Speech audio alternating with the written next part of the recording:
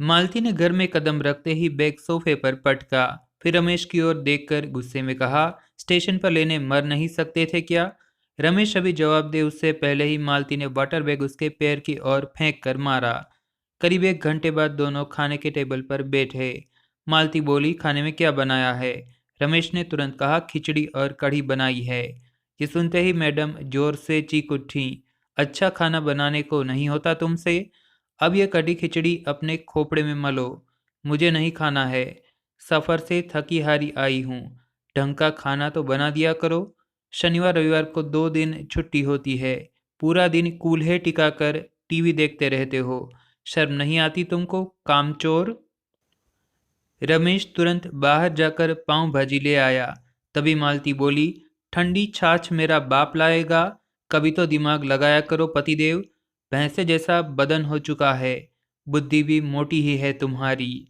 मेरी तो किस्मत फूटी कि तुम्हारे पल्ले बांध गया मेरा बाप। कभी कभी तो दिल करता है कि दूध वाले या सब्जी वाले के साथ भाग जाऊं, तुमसे छुटकारा मिले। अब जाओ और छाछ ले आओ, वरना पान वाला घर भाग जाएगा। रमेश फौरन छाछ ले आया और दोनों ने खाना खा लिया। करीब 11 बजे दोनों सोने चले गए। बत्ती बुझाते ही मालती सो गई। रमेश सोच रहा था कि भगवान उसे किस पाप की सजा दे रहा है। तभी धीरे से उसकी भी आंख लग गई। तभी थोड़ी देर में अचानक मालती झटके से जाग गई और मालती ने सोते हुए रमेश के पिछवाड़े जोरदार लात मारी, जिससे वह लुढ़क कर पलंग के नीचे जा गिरा। मालती अब उसे भर भर के गालियां देने लगी। वह बोली, हजम नहीं होता तो पेट भर के खाते क्यों हो? इतनी बदबूदार बात छोड़ने का क्या मतलब है? मेरा दम घोटकर मारने का प्लान है क्या? निकलो मेरे कमरे से, सोफे पर जाकर मर जाओ। 8 घंटा जीना हराम कर रखा है मेरा, जाओ फूटो यहाँ से। रमेश कमर पकड़ के वहां से चला गया। सुबह होते ही मालती के लिए चाय लेकर रमेश कमरे में आया। तभी उसने रमेश को वहीं रोक दिया और कहा, पेट साफ करके आए हो ना? तभी मेरे पास आना, वरना चाय टेबल पर रख दो और कपड़े धोने लग जाओ। रमेश कपड़े धोने लगा और मालती ने रसोई बना ली। अब दोनों खाने की तैयारी कर ही रहे थे, तभी सुधा मासी आ गई। वह बोली, आज शाम को पिक्चर जाना है, दोनों तैयार रहना। रमेश भी एटीएम जाकर पैसे निकाल लाया और शाम का प्लान बन गया। तीनों शाम को रिक्शे में थिएटर जा पहुंचे। बैठने के लिए अच्छी सीट मिल गई। पिक्चर शुरू हुई तो पीछे बैठे कुछ यंग लोग आवाज़ करने लगे। मालती फौरन गुस्सा हो गई।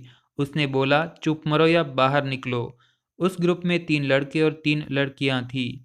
झगड़ालू लोग थे। उन्होंने सामने जवाब देना शुरू कर दिया। झगड़ा बढ़ा तो थिएटर वालों ने बीच बचाव कर इन सब की सीट बदलवा दी। ऐसा लगा कि सब ठीक हो गया। इंटरवल हुआ तो रमेश पॉपकॉर्न लेने गया। सुधा मासी और मालती टॉयलेट चली गई। इतने में वह 3 लड़के और 3 लड़कियों के ग्रुप ने चालाकी से मालती को बाथरूम में बंद कर कुटाई कर दी। सुधा मासी भागती भागती रमेश को बुला लाई। पिक्चर आदि छोड़कर मालती को दोनों घर ले आए। मालती बोली, पुलिस केस करेंगे। तभी रमेश ने कहा कि वह सब लोग गुंडों के खानदान से लगते हैं। तुम्हारी कुटाई के बाद हमारा पीछा करते करते घर तक आए थे। तुम कहो तो पुलिस को बुलाऊं? तभी मुंह फुलाकर मालती बोली, रहने दो, नहीं करना है कोई केस। सुधा मासी भी फिर अपने घर चली गईं। रमेश अपनी पत्नी के लिए दवाई लेने मेडिकल स्टोर गया। तभी रमेश को एक फोन आया।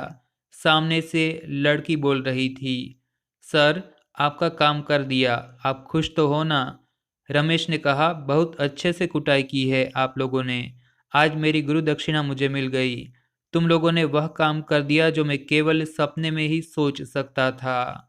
लड़की बोली, यह तो हमारा फर्ज था। आपने हमारे एग्जाम के समय हमें रात रात भर जाग कर पढ़ाया, तो हम इतना तो कर ही सकते हैं। जब भी आपकी पत्नी आप पर अत्याचार करे, तब तब आप हमें याद करना और इसे कहीं घुमाने ले आना। हमारा 70 से 80 फ्रेंड्स का ग्रुप है, बारी बारी उसको प्रसाद देते रहेंगे। कहानी का सार, कई बार टेढ़े लोगों को सीधा करने के लिए टेढ़ी चाल चलनी पड़ती है। यह ज़रूरी नहीं है कि आप अच्छे हैं तो सामने वाले भी आपके साथ अच्छा व्यवहार करेंगे। इसलिए जैसे को तैसा ही पहुंच पाता है, यह एक सनातन सत्य है। कहानी अगर आपको पसंद आए तो चैनल को सब्सक्राइब कीजिएगा और लाइक भी कीजिएगा।